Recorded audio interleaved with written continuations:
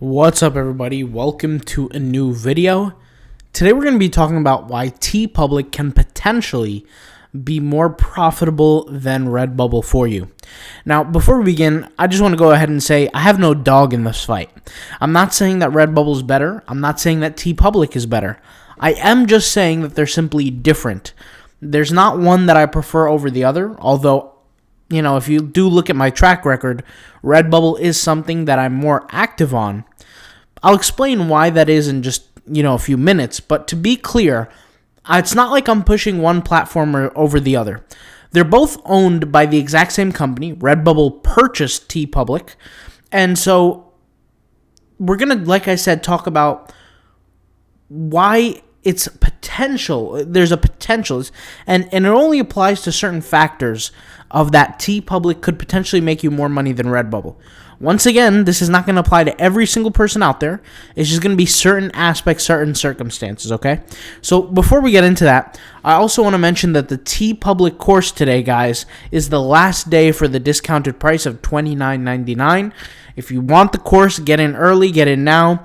The website has been updated. We added the different segments to the course, and we also added a mini course for free onto the course, which is the TeePublic plus Instagram marketing guide mini course, which we will be selling that separately. So if you want to get into TeePublic course, check out the video, see what's exactly in the video, in the course. Also, the curriculum, by the time you're seeing this video, you can go to the website. The curriculum will be changed and it will be added too. So you guys will be able to see the inside of the course once you watch this video and head over to the page. You'll be able to see what's inside of it on the landing page. We will be doing updates to the course in the future. As you guys know, the more we update courses, the more they'll cost. So, and for the members that get in early or pay once, they can access their members area at any time, regardless of the price of the course, and they'll always be able to access all the content in the course, no matter how many times it's added, all right? So I'll leave that link in the pinned comment below. So now let's go ahead and begin and talk about how you can potentially make more money. So to be clear, on Redbubble, I did make less money than I did on TeePublic. But with that being said, I did start TeePublic after Redbubble. I want to go ahead and talk about what I did, and I'm talking about why it's kind of the potential for some people.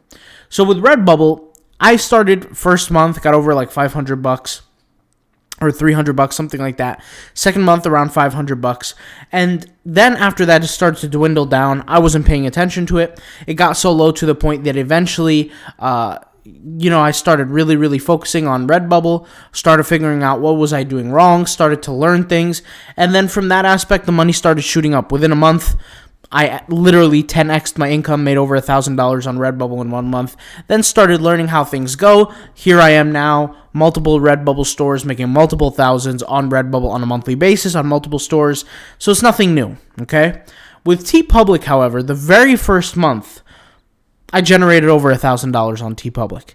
Now, it's not an exaggeration. I've shared almost all the different ideas or strategies, whether it be in the course or, here for free. One of those methods were the Instagram, the Pinterest, even Facebook. I was playing around with that, which doesn't have as much as an effect as Pinterest and Instagram, but hey, it's part of the course, it's part of the game. And what I learned was with TeePublic, the designs that are already winning on Redbubble for me, I can be really successful if I just take them and put them on TeePublic.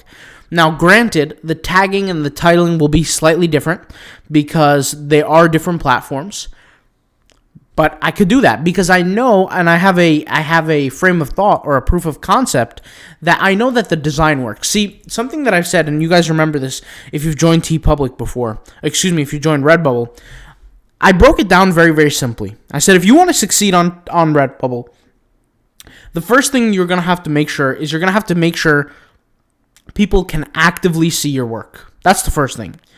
And when I say see your work, I mean traffic.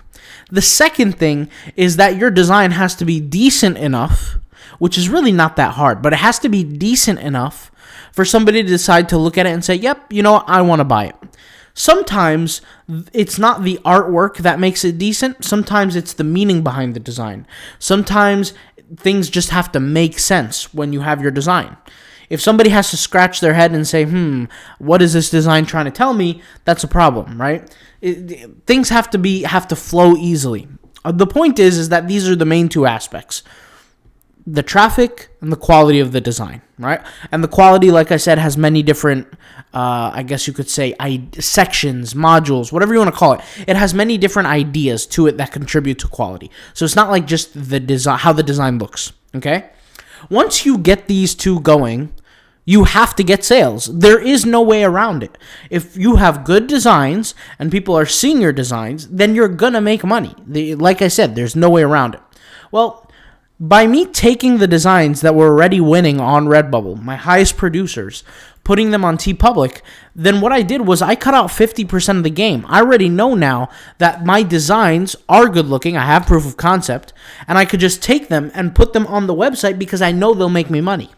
Now, the rest aspect that I had to worry about was the tagging and the titling and stuff like that, which I took the time to learn that. The point is that I started off out of the gate somewhat successful. Obviously, it depends who you ask. If you ask a millionaire, hey, is $1,000 a month on a platform just starting out, brand new, is that good? They're going to laugh at you and they're going to say that's garbage. There's nothing, right? Because that's their level. That's their scale. I'm talking about passive income levels. I'm talking about regular people levels, right? $1,000 to start off on TeePublic is really not that bad. Now, for those who want to know the exact number, it wasn't 1,000. I think it was like 1,085 or something like that, or 95 and a few cents. But the point is that that's kind of what I did. Now, what I realized was that wasn't the only contributor to the $1,000. There was more to that than what it is. And for those who want to know where our income is now, you could go on the YouTube channel, go to youtube.com, autopilotpassiveincome.com. We generated over 36 grand so far. By the time you're watching this, we're probably close to 38, something like that. Let me go ahead and type in autopilot passive income and type in TeePublic, right? And let's see here. Where was the income report? Let's see. Here it is, income report. I made this video, 10 days ago, 9 days ago? Let's go ahead and go back because I got to click on the actual video. This is the video, okay? You guys, sorry about the loud voices. You guys can actually see how much I made up until that date. And yes, I do plan on updating it every month. So, I just figured I'd let you guys know.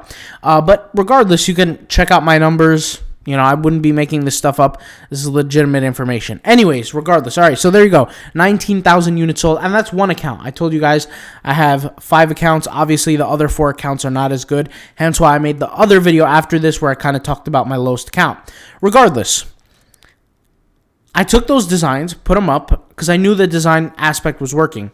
I think another contributor to this is that TeePublic is a controlled platform, meaning you can't just be an anybody and post on these platforms. Meaning, if you go on Redbubble, there are some niches that are literally abused and dominated with copycats, with spammers, and just people that are literally thieves, okay?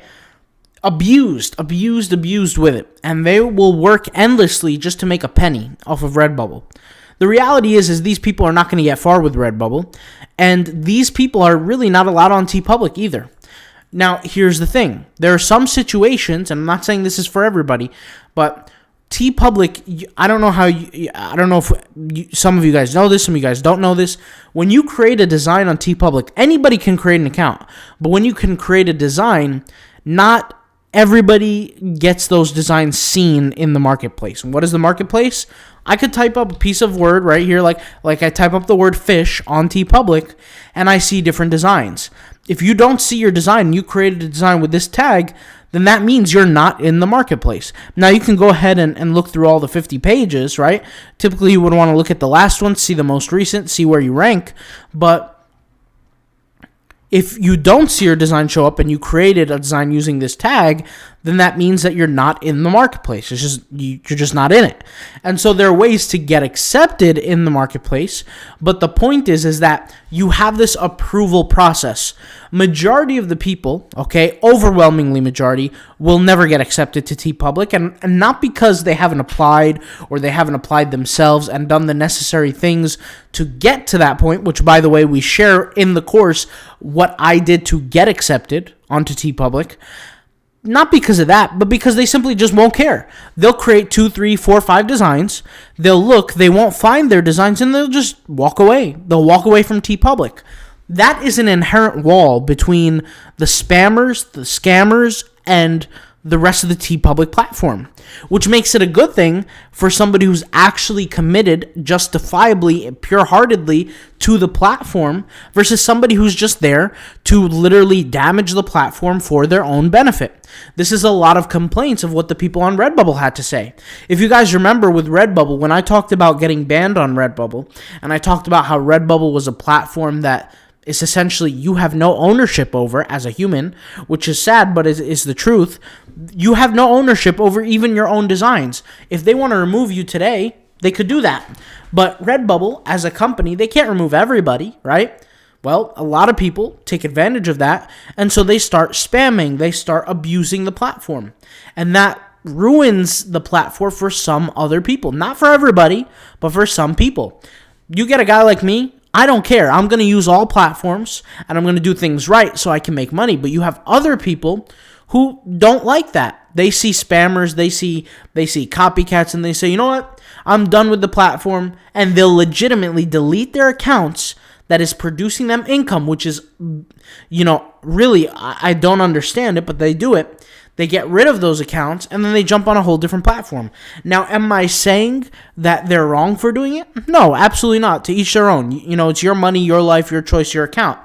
But what I'm trying to say is, and this is really the main takeaway, that there is that invisible wall on TeePublic that does not exist on Redbubble, okay? That's the invisible wall here.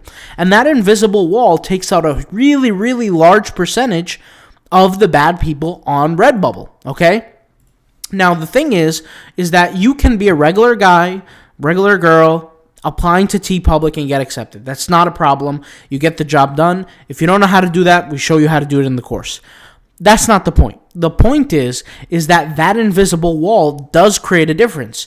Now, we can validate this reasoning, this thought process, by looking at the trends and looking at the analytics and comparing it to the number of designers.